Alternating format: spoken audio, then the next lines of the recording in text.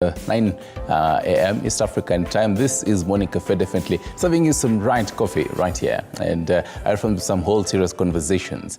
Let's teach you some skills of how to draw, or if you prefer, kuchorea is the stories. And we basically have our pencils here, everything artwork right here. And I hope that I'll be able to learn, because I have my piece of paper. It's as white as snow, as you can see. But as we finish it up, I'll be able to draw something. So whatever is on the screen is what we'll be drawing. It's a Stanu's work on People Daily. And to help me do that, ni mzito hapo hivi. Timothy Amboniaje mzito? Poa sana. Niko fresh? Niko fresh. First off, introduce yourself. My name is Tomo Diambo, multimedia artist, founder Selassie Creations. Who's a multimedia artist? A multimedia artist is a person who is conversant with design skills and some technical illustrations. Who is diverse. In generally everything? Everything. How do you, I mean, because on the table right now, there's an example of a book cover, there are different types of art, sketches, literally everything. How do you get to be very good at all this, first of all? And which is your favorite type of art? My favorite type of art is pencil work and graphics. So what we're about to do? Yeah, what we're about to do. Right. It's the basics of art now. In your profile, you say, Tom Muthambo says, he's an artist trapped in the life of a lawyer. Yeah. Are you a lawyer? Yeah, I studied law, but I didn't finish. Yeah, my papa wanted me to do what I love. So I decided to listen to papa. Mama wanted me to be a lawyer, yes. So I dropped, then I decided to go ahead with my art. Will you ever, finish up? I mean, you can. I believe you can juggle both. Yeah, I can. Unaingia courtroom, kidogo namalizana na judge, na client nini, unaingia, into your own world of doing art. Ama pia session ya koti kibao unaanza. Unaanza kusketch. Will you do that? Yes, most probably, yes. Inshallah, in future, I'm going to be doing it on the side. I'm going to be multitasking on it. What kind of a lawyer? Jury. All right. Now let's get into all this here. Okay. And as you can see, just behind us, Stanu's work. We were reviewing it early in the morning. The free fall of the shilling. Someone says another drowning victim, and we'll try to piece it up together. And back at home, look for your pencils and a clean pen, clean paper, and help us do it. We'll see who is. I obviously know who utafanyia kitu na 5 minutes or even less. Unajichocha hapa kweli. Okay, so first of all, because this is, it's a colored, it has different colors. So what is the first bit of it? Because what I understand from what tulikuwa tunafanya back then, atukufanya biology nini, when ukiambia chora kitu, there's the kind of sketch kwanza vizuri, a sketch, alafu sasa unaanza ku shade. So before value. Good. So before we have our papers dirty, what's the first thing that we should be doing here? The first thing, paper is landscape. So we must have it on landscape. Yeah, on landscape. Okay. So you must know the middle, horizontal, and diagonal. You must know the proportion of it. For the benefit of our viewers, this is horizontal, like this. Well, this is vertical. Yeah. Right. So horizontal. So horizontal. Okay. Also landscape, in other words. Okay. Yeah. Okay. So next step. So next step, we have to know the middle of it, the horizon part of it, like that. The middle diagonally and vertically, like this. You must have it. Okay. And then you go ahead. We start from the side. Okay. So let me, it's here. So this is, even for the viewer again, this is what we are piecing up together. Stanu's work for today, for the whole paper review. Another drowning victim. As you can see, it has different, colors, but we'll definitely just be shading it without the whole colors. Yeah. And yes. So that's what you're doing. So for many MBA, look for the katikati. Yeah. Vertically and diagonally. Yeah, hey, so your lines are straight, but anatumi ruler. Practice. You've grown up, being good at lines. Takes time. Pun intended. Anyway, continue. Yeah. So we're gonna start on the side. Yeah, we're gonna draw the land part of it. So just below. Yeah, below the line. Okay. Yeah, because a little bit below the horizontal line.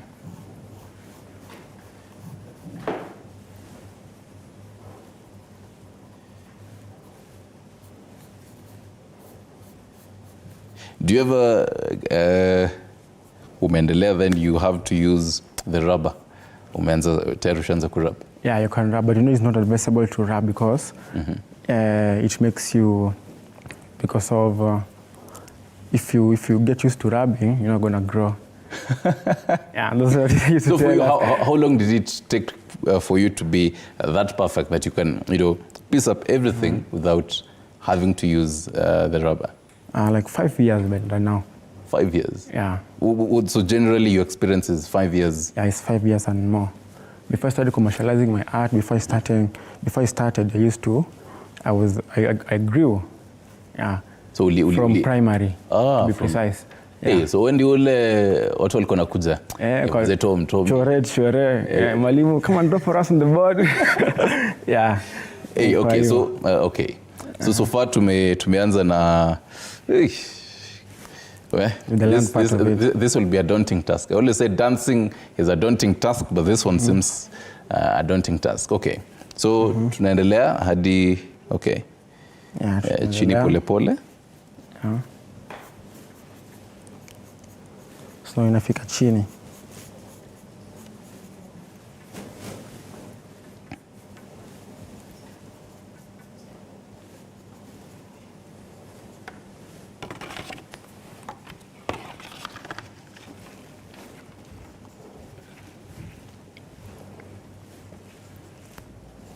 So do you'll start shading and getting into the details later on? Later on, after the sketching.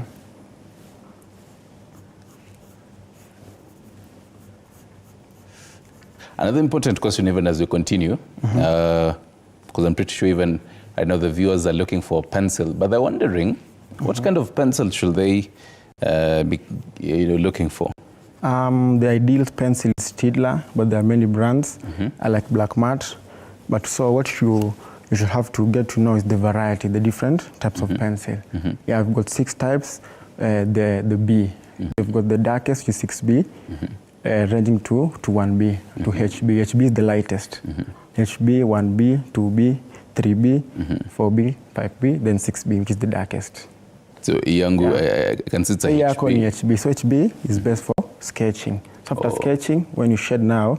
So ningeanza na hii. No, that one is all right. Oh, I can also. You can also, yeah, it's all right HB. Then while shading now, you move with the value on the tone. Oh. Yeah. Nilikuwa nimeanza kujitetea in case haitatokea hapana nilitumia yenye. So this one we have also on the table a 4B.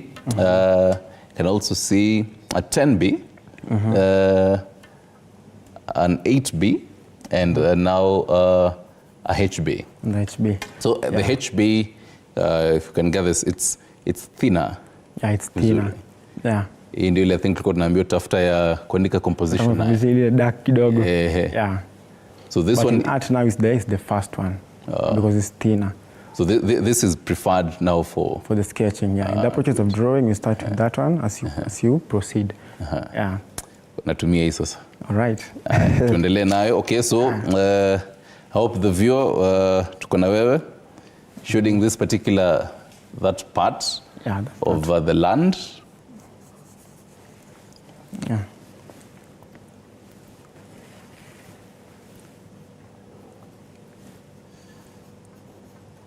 So even as you continue, what's your who's your greatest motivation when it comes to doing? I mean, you say all this experience from Raima, and then now getting into commercializing your work. So my biggest inspiration for my art is J.K. Rowling. J.K. Rowling is the owner of Hogwarts Harry Potter. Yeah, so I aspire to be him. Yeah, he's a good artist. Yeah. So, okay, that's basically $1 billion. Someone who mentors, or someone you look up to. Yeah. But basically, what makes you, which right here on the table, you have some amazing stuff. You'll be telling us about this later. Okay. But what's ukishika hivi the pencil and the paper, what motivates you to sketch and do all that? What motivates me to sketch is my the experiences I've had. Yeah, so when I draw, I get into my mood. Yeah, I think a lot. Yeah, it calms me down. Yeah. Najaribu kuona kama boy child anaweza multitask. Tunaambianga we can't multitask.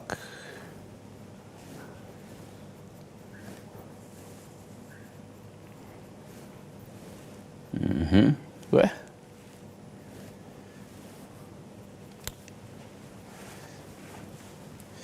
Naona ushaingia kwa drawing the people. So for the viewers, unafaa uanze na kichwa. Yeah, unafaa uanze na kichwa. Na ningeanza na mguu nikipanda juu. Still alright, because it's better for it to be proportion. Hey, okay. Yeah. Wacha mimi nijaribu nione kama itaweza. Raba pako. Na ushaanza kurab pia? Yeah. So wacha for today tutaanzia na mguu sasa ndio. Yeah.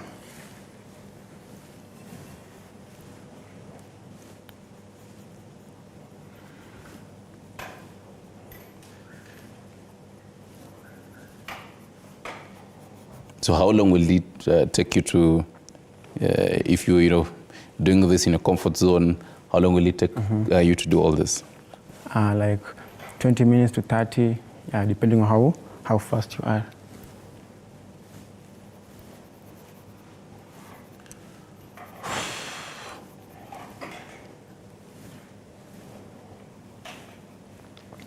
Mbona unasaa hivyo? Na ni noma. Chora si rahisi. Actually it's easy when you. Kwanza I wish hata tungeweka timer. Sema mwenye namaliza wa kwanza. Maliza wa kwanza.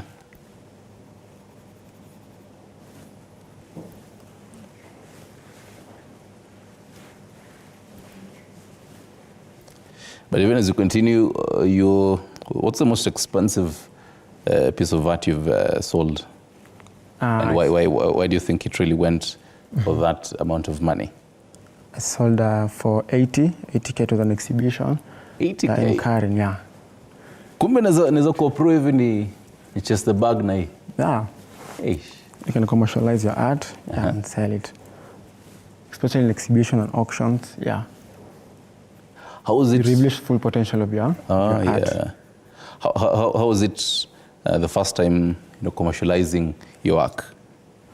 The first time I was kind of nervous. I was like, but I believed in myself. Yeah, I knew I could. I could do it. Yeah. Nilikuwa najiuliza, nitaweza ama sitaweza?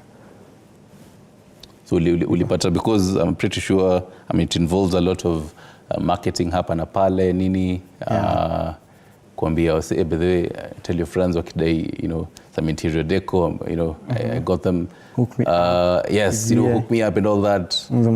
Different WhatsApp groups. Unafungua hata ile kitambo ya wedo fulani ule yako unatumia kitu hapo. What was your move when it came to now marketing ukianza tu?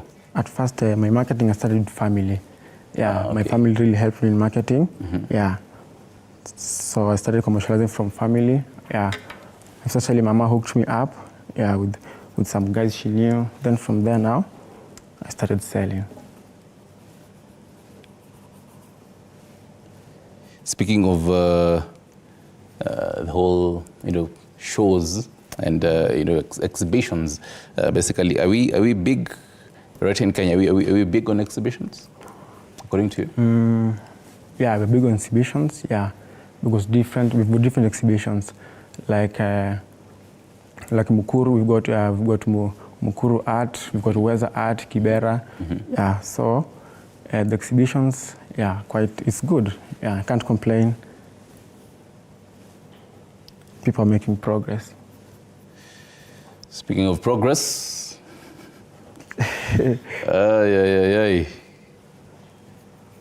drawing legs has never been this easy.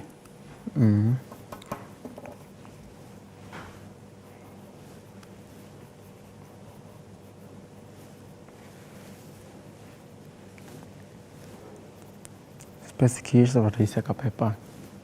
Sorry? And when they are short of space, Oh, okay. Yeah, we're on the right track. Even better. Umeona? Nini kidogo naweza kuwa pro pia mimi. Kweli.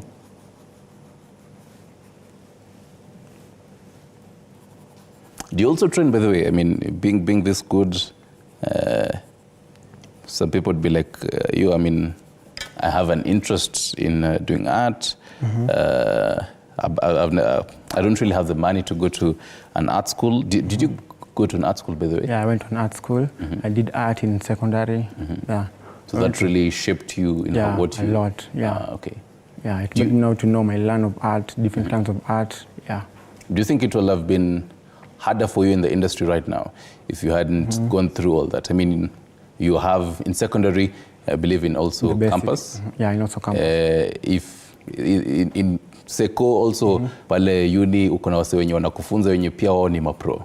So but imagine if you didn't really pass through all that. Ungefanya two other things. I mean, you still have the whole skills and all that, the passion, but you didn't go through art school. Will you have been different right now? Yes, I'll be different because it really helped me to improve, and it's given me my experience. Yeah, it makes me now better. But passion drives, so hata ningeanza late bado ningepata katikati. Yeah. Do you now teach people? Yeah, I've been teaching children. Yeah. In Lavington. Yeah. Yeah. Ni ile ni pro bono ama ni unawaambia? Just art, painting. Yeah, in a school. Okay. Yeah. Child activities. Yeah. I mean, this is actually one activity even for the parents watching us this morning. You're engaging your kids. Yeah. Waambie wachana na simu kwanza. Let's get into some drawing. Yeah. Oof.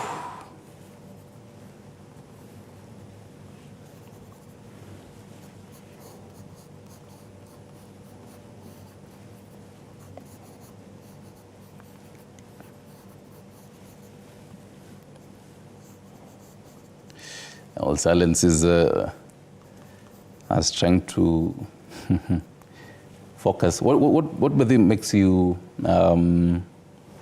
focus when you're drawing? When I'm drawing, I like listening to music. What kind of music? Slow music that not loud, not hard music. Music that soothes. Some jazz pale. Yeah, some jazz pale. Some soft R&B, soft rock sometimes. Hey. Yeah.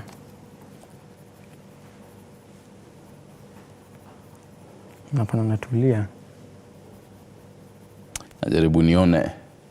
Kwa unajua nikifanya makosa hapa kidogo, Fred and Flora watakuja waniambie sijui kudance, sijui kuchora.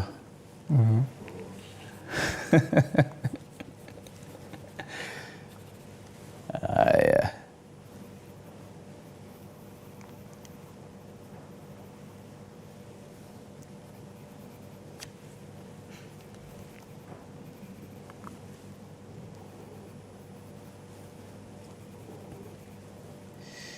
Yangu naona nikichukua itabidi director ni kuseme wacha tu mwachie tu hapo. Wacha tufike mahali tuingie county diary kidogo, and then yangu nimalizie, ama ningeanza yangu mapema ndio sasa ukianza utapatana katikati. Mimi nianze kusketch.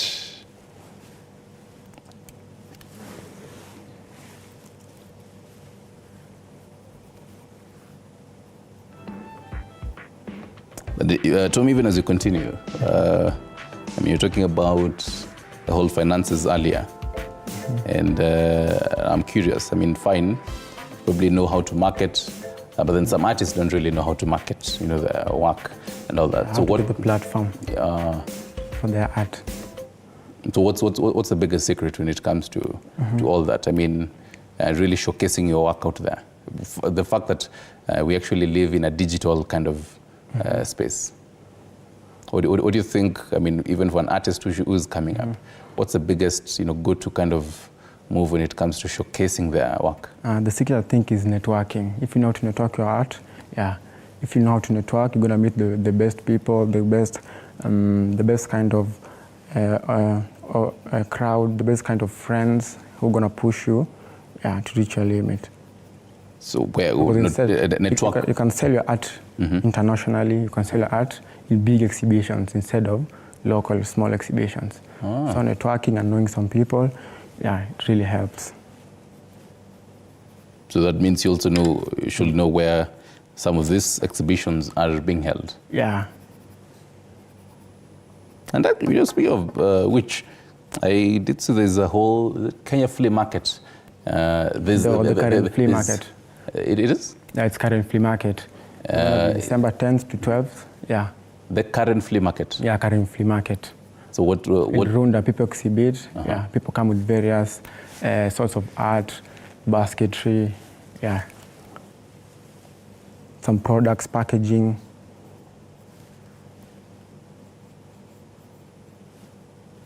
Do you have to register for that? Yeah, you have to register for a space. Yeah. Are there any payments when you're registering and all that? Yeah, there's some charges. For the space, but it's worth it because it goes 2 days, 3 days. Okay. You sell. Meaning hautakosa client hapo. Lazima tupate. Well, as you can see, nimejaribu kufika hapo kwa kumalizia huyo mzee. As you can see there. Yes, wacha ning'ang'ane tukiendelea.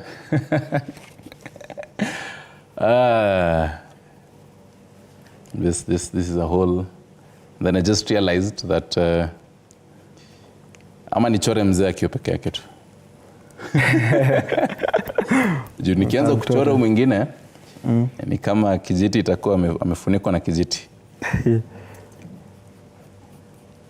So for the viewer who's also doing this with us, I can see even for the whole water waves, you've got them quite nicely. How do you really make that? I think it's more of practice. I know how to get the proportions, how to do it quick.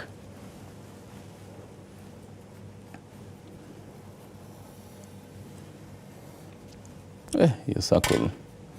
Okay, so even as I'm correcting my 1 shilling circle here, ama nitafute coin. Tupataka coin. Ningetafuta coin yake. Kama compass. Bas. But anyway, right now the fact that we have AI, and I mean you'd seen an AI generated photo, and I mean you wouldn't believe that it is AI. You'd probably think this is someone who took this photo or probably this drawing, but it's AI generated.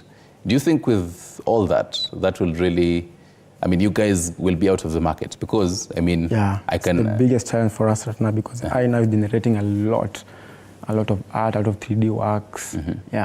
Inafanya sahi artists wanaogopa sana, but still it can't beat the originality of and the creativity of art in a way. How? Okay, because I mean, it's a human who will feed this, computer to generate that. So It's the creativity of this person. So again, this AI-generated drawing can literally beat the artist when it comes to creativity. Don't you think? Yeah, I think so. It can beat the artist. But then, okay, because as an artist, how can you really use AI? Really what it does, for example, in an area where maybe we could have 4 artists working on a project, it's limited now to 1 because of introduction of AI. Yeah, it limits now the artist to, only 1 artist will be operating on the AI, instead of 4 artists working together, As an artist, unadhani unaweza tumia AI, your artificial intelligence, in what way to boost what you do? Yes. What kind of ways can you use AI kujenga kazi yako? So I'm going to use maybe in graphics. In graphics, I'm going to use AI, advancing my graphics, generating background, generating all the templates. Because templates got a lot of easy. It's easy to, it works on my time management. I'm going to be faster because of the aid of AI. Hiyo circle ni kama imesema. Let's go with that.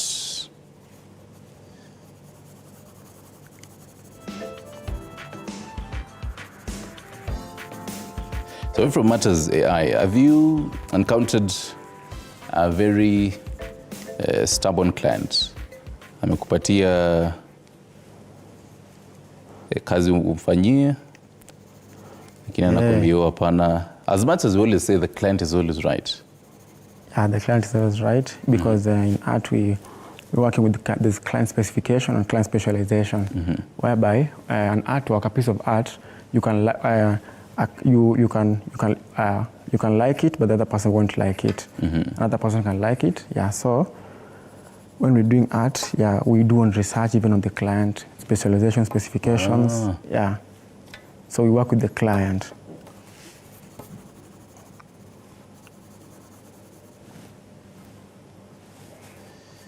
I think the biggest lesson for me as a learner, I'd say, is how to use space on my canvas. How even for a learner, how do you maneuver that?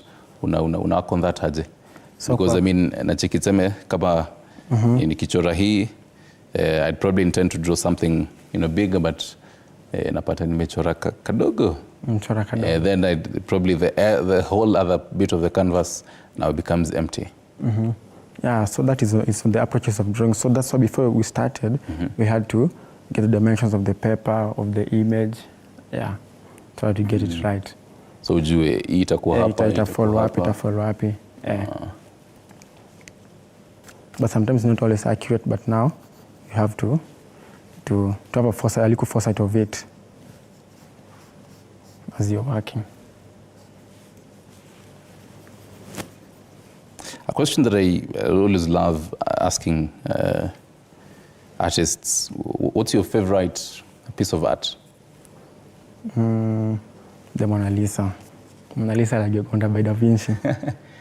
Okay, that's someone else's piece. Yours? So mine, The African Child. Yeah, my favorite art is The African Child. The boy, the little boy. So an African child has got struggles, has got dreams, has got visions, but always the visions and dreams are always shattered by some few things. Producers, you come tunaweza, you can have that on the screens.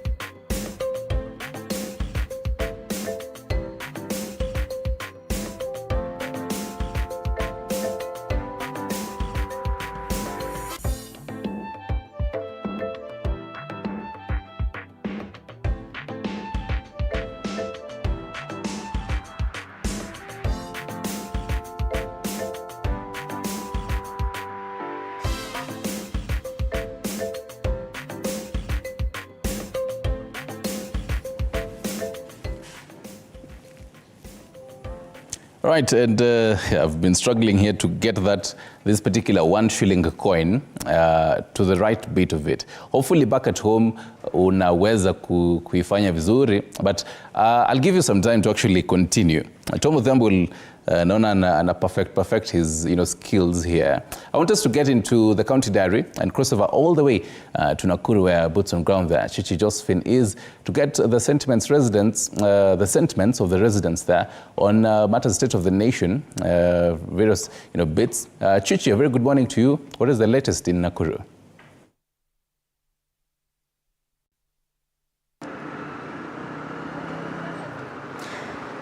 Well, Stanley, a very good morning to you, and you indeed coming live to you from Nakuru town. And today we get into the matter, the report that was presented by the National Dialogue Committee. And remember, on Saturday, the National Dialogue Committee presented, or rather admitted, a report with key recommendations made to President William Ruto and Azimio leader Raila Odinga. And remember, the report was signed by the National Dialogue Committee co-chairs, that is Kalonzo Musyoka of the Azimio La Umoja and Kimani Ichung'wah of the Kenya Kwanza, where they made recommendations on 4 major issues. And remember, one of them was on the cost of living, together with the audit of the 2022 electoral process.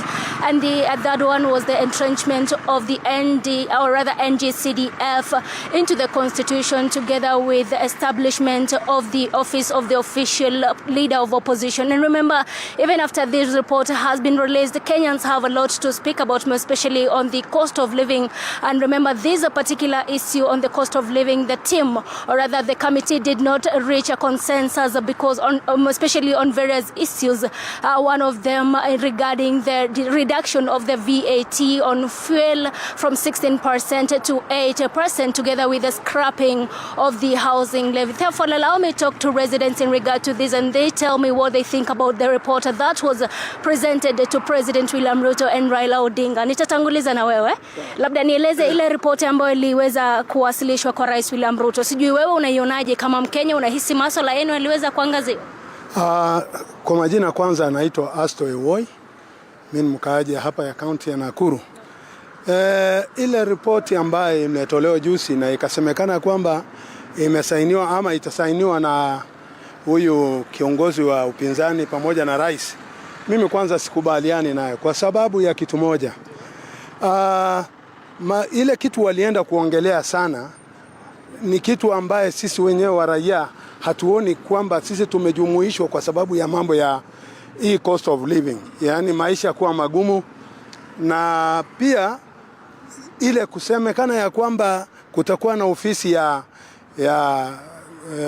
kiongozi ya upinzani na pia waziri mkuu. Hiyo tunaona tumeenda kinyume na sheria ya Kenya, kwa sababu katiba yetu inasema ya kwamba wakati tunataka kupinda chochote ni lazima tuende kwa referendum, kwa sababu ile ni ofisi ambayo itakuja kukaa mpaka wakati katiba pia tena itakuja kubadilishwa. Na ukiangalia kwamba hiyo imewekwa na watu wachache ambayo wana ubinafsi yao. Kwa hivyo unahisi masuala yenu hayakuweza kuangaziwa? Masuala haijawahi kuangaziwa vizuri. Tunaona ya kwamba, mimi ningekubaliana na Ndindi Nyoro ya kwamba hii mambo ya kuweka ofisi ya waziri mkuu na pamoja na kiongozi wa upinzani, hiyo ipelekwe, iletwe katikati ya watu. Lakini pia upande ya cost of living, tungependa kabisa serikali iangazie upande ya petroli, kwa sababu petroli inapopanda sisi pande hii ya chini tunaweza kufinyiliwa chini. Kwa hivyo tungeweza tu kusema waweze kurudisha ile levy chini, ndio kusudi mambo ya maisha irudi chini. Shukran. Bwana Benson, kauli yako ni ipi? Asante. Kauli yangu ni ya kwamba National Dialogue haikuweza kutekelezwa kulingana na sheria za nchi hii. Kwanza kabisa, mwananchi alihusika wapi kama public participation? Hakuna. Kitu nasema ni ya kwamba rais wetu namwambia, tafadhali tunaomba tusiporekebisha kwa mapema, mwaka ujao sufuria itarudi barabara. Na sio ati tunataka sufuria irudi barabara. Hata kama tumepata chakula imerudi chini, sufuria bado itarudi barabara, sababu kila mtu kule ana ubinafsi yake. Na naposema ya kwamba nakumbuka marehemu Nicholas Biwott ambaye alikuwa waziri wakati fulani, alisema kitu moja, rather better to die rich that will die poor. Na ndio naona viongozi wetu wanafanya namna hiyo. Ya mwisho ni ya kwamba tuangalie yale mambo inaendelea katika nchi yetu. Ukiangalia upande ya Northeastern, ukienda upande ya Baringo, ukienda saizi Ogambo upande ya Kisii, daraja imesombwa. Serikali inafanya nini? Wakati wa kupanda miti walitembea na helikopta mchana mzima. Sasa hii waezi kumbuka hata mtu hata moja kule Tana kuweza kwenda kumtoa kwa ile maji. Asante. Shukrani. Bwana Makoha, wewe kauli yako kwa ufupi sana, nieleze nipi kuhusiana na ripoti iliyowasilishwa kwa Rais William Ruto? Okay, kwa majina naitwa Mr. Robert Makoha Wangoho, President bunge la mwananchi Nakuru County. Sisi ni sauti ya mwananchi, siku zote tunapigania mwananchi. Leo hii mwananchi amepoteza. My first question to this panel that was steering the bipartisan talks. Why was it necessary for them to spend a whopping 250 million on allowances, then wamalize mazungumzo yao, alafu wanaambia sisi kwamba high cost of living ya mwananchi wa chini haijaguzwa? Was it necessary to see these two panels sharing the allowances, then baadaye wanasema hata hawata saini kama Eugene Wamalwa? Kwa hivyo unahisi masuala yenu hayakuangaziwa? Hayajaangaziwa kwa sababu VAT from 16% to 8% like it used to be was our biggest concern. Secondly, bei ya bidhaa muhimu tulikuwa tunatarajia ishuke chini, lakini sisi tunasikia president akiwa kahawa jana amevaa mshipi ya 455,000. Hata hii yangu haifiki hiyo bei. That amount of money can change the life of a person in this nation called Kenya. No. Sasa mimi naona vile anasema the report is good and it is practical for him to implement. It is totally wrong, and I can promise him for free. We are going to march to the streets. Na hapa Nakuru mnanijua vizuri. Mkisema jina Makoha Wangoho tutaandamana mpaka jioni. Shukrani. Kauli yako ni ipi? Naam, labda nizungumze na mwingine, iwapo uzungumze mruhusu huyu ambaye anazungumza. Bwana Benson, nieleze wewe unahisi vipi wakati ambapo tunaona ripoti ishawasilishwa kwa Rais William Ruto? Je, unahisi mapendekezo ya raia yaliweza kuangaziwa? Kwanza kabisa kama mwanaugatuzi ningependa kusema ile masuala ya kuweza kuongeza pesa kutoka 15% hadi 20 za kaunti zinazoenda katika kaunti zetu, hiyo pia ni hatua nzuri kwa sababu kaunti hazijakuwa zikipatiwa pesa. Namba pili, pia tumeweza kuangalia masuala ya kuhakikisha ya kwamba wanafanya masuala ya upinzani. Unajua katika nchi yetu tunatoka katika masuala, tulikuwa na maandamano kila siku kila wakati, kwa sababu tunataka kiongozi wa upinzani aweze kupatiwa ofisi yake na vile tu wanaweza kusema. Lakini generally tuseme sisi kama wa Kenya, kile ambacho tulikuwa tunaweza kuangazia ni the overall cost of living, kwa sababu hatukuona kama waliweza kutoa jambo ambalo lingewezekana, na hiyo ni kitu ambayo wangekuja watuambie haijawezekana, na hivyo ndio vile One word to describe the whole process, what would you say?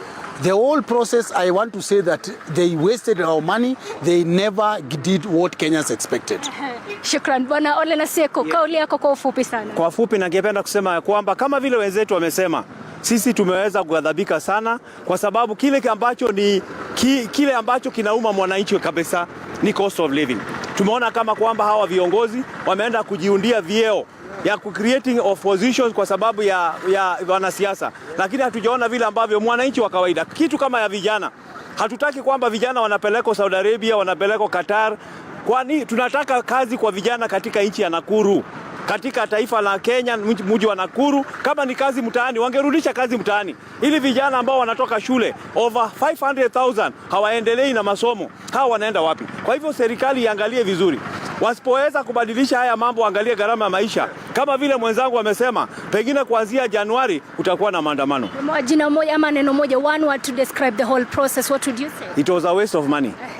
Thank you so much. Therefore, last time, remember, those are sentiments from locals in this particular town, and of course, expressing their dissatisfaction in the whole process, where the National Dialogue Committee had, of course, had a task to discuss matters that were presented by both Azimio la Umoja and Kenya Kwanza. But of course, they say there is nothing everything that has been done. And one word for them, and I quote, it was a waste of time. But also remember that this particular National Dialogue Committee, or rather what the report that was presented by the National Dialogue Committee to the President, was presented electronically to President William Ruto and Azimio la Umoja for the endorsement before it is subjected to the parliamentary process. Therefore, we wait and see what transpires now that the report is out and the President and Azimio la Umoja leader Raila Odinga have the report. What now happens from there? That is all from Nakuru County. Stand over to you. My name is Chichi Josephine.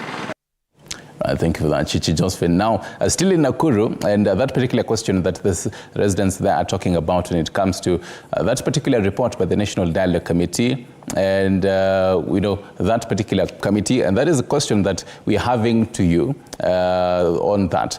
What is your take on that? And basically also the whole KICC, do you think it is the right move to put up KICC up for sale? Keep talking to us. I can see a number of your comments. We'll be taking a look at them as we continue. But still in Nakuru, now in Naivasha, where Willie Dennis Njiru is, let's get into some cooking kind of mood.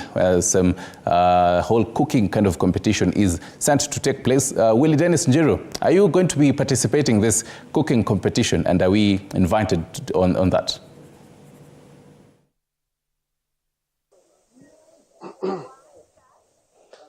Stanley Nyaringita, it is indeed a good morning, just as you have said it. We are coming to you live from Sawela Lodges here in Naivasha, where today is just a good day for these people behind me. They are chefs around this place. You remember that Naivasha is an influx of a high level of chefs around here who are going to be competing in what they can do best in the kitchen.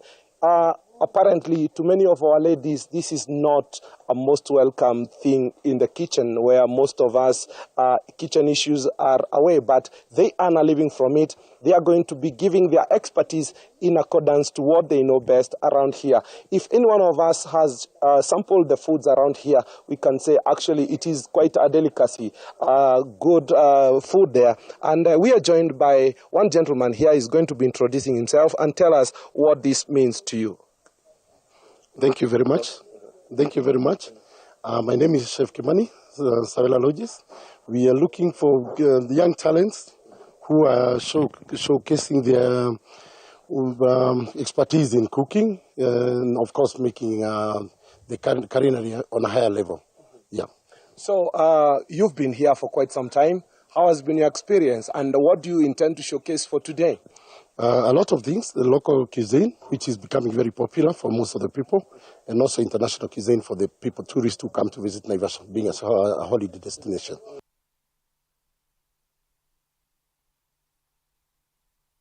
Everybody, how do we then entice everybody to have good cooking and have a balanced diet cooking? You must love cooking, yes. Yeah, because when you do your cooking, must come from your heart, and also balance your food. As you know, nowadays people want to eat healthy food because of the many diseases coming up with the complications in people eating junk food. So we are running away from that. Yes. So, as an expert in this industry, what secrets do you have? To tell our public, that is. Yeah, people must know what they're eating. They must know where they're sourcing their food and the way it's being cooked, presented, preserved, and that gives you a good, healthy, balanced diet. Thank you very much. I have a young gentleman here before I get to the judge to tell us what he's looking for. Your names, please, very fast, and tell us what we expect from you this day. Good morning. My name is Chef Young. I'm the official host for Freshly Fry Cooking Competition here at Sawela.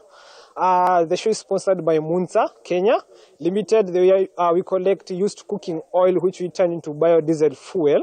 Kama uko pale nje, we buy used cooking oil. Our numbers will be displayed on the screen. Okay. And today we are expecting to see competition here. I'm gonna be testing skills, plating, and the taste of food. That's what I'm actually looking for. Right now, I'm the second in Africa in cooking, so I'm here to inspire more chefs. How old is you? I'm just 25. Okay. Yes. There are people ahead of you, but you intend to give a chase. Yes. Okay, before I wind up, let's hear this gentleman. He is one of the judges. Tell us what we expect. Name, please. My name is Eliud Mbogo, and I'm an experienced chef trained all the way from Italy, and I've worked in several places, and I have been involved in many cooking competitions. What we are looking at the creativity of the people who will be competing. We are looking at the professionalism.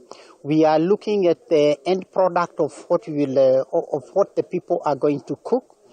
We are also looking at how they are going to apply their professional skills, using the correct tools, using the correct cooking methods, and we are also looking at they themselves on how they will conduct this exercise. Seemingly, because cooking is not an art for many, what do you have to tell our viewers who are watching you, and for how long have you been doing this professionally?